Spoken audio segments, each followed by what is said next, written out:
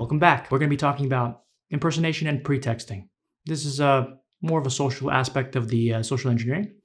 Let's go over the contents.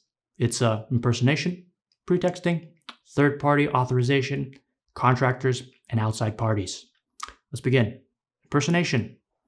This is when somebody pretends to be a trusted individual. I think we went over a little bit of this in a prior video.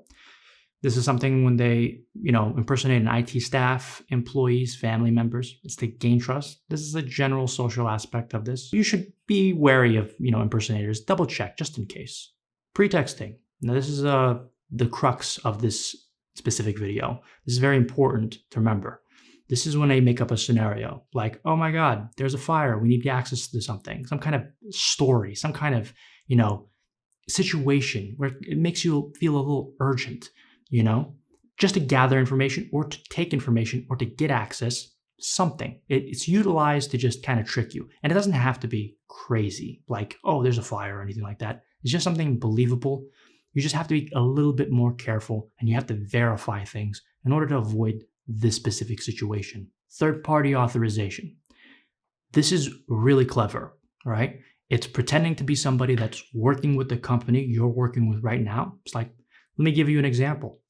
Hey, we're doing business with you, and I want access to my information right now because we're having a crisis and I'm not happy with what's happening, making you feel really uncomfortable, trying to please them because, you're doing business. Lots of money could be lost if you mess up, and it'll be entirely your fault if it does.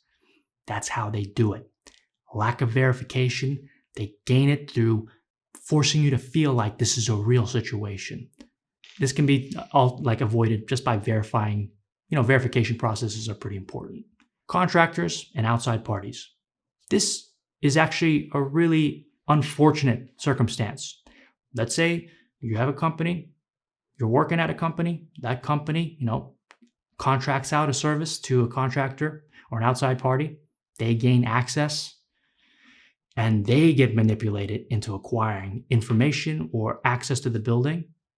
That's not entirely your fault. They got legal access, but no, they don't have any kind of cybersecurity training. They messed up, and then you got screwed over just because of their failures. Now let's go over some exam practice. Again, like always, this may be on the test, so please pay attention. Question 1. What is pretexting? In the context of social engineering, convincing someone to give sensitive information by creating a fabricated scenario, phishing emails that ask for a login credential, a brute force attack on password protected accounts, an attack where physical access to a system is needed. I'll give you that. I'll give you a second.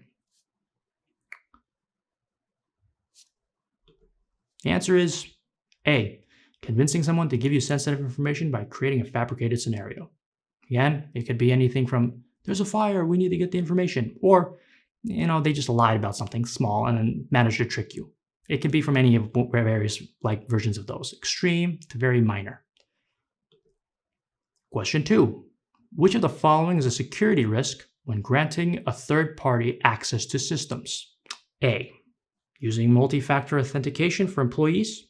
B, allowing external vendors to bypass security protocols. C, requiring frequent password changes. Or D, encrypting sensitive communications. I'll give you a second. Answer is B, allowing external vendors to bypass security protocols. This is a big risk. It's not your fault. It's your company's fault. Make sure that they follow those rules that you've set up for the company. Make sure you're kind of enforcing it as a cybersecurity analyst. Work with the actual security as well, physical security to prevent this. Thanks for watching. In the next video, we're going to go over more of social engineering. I'll see you in the next video.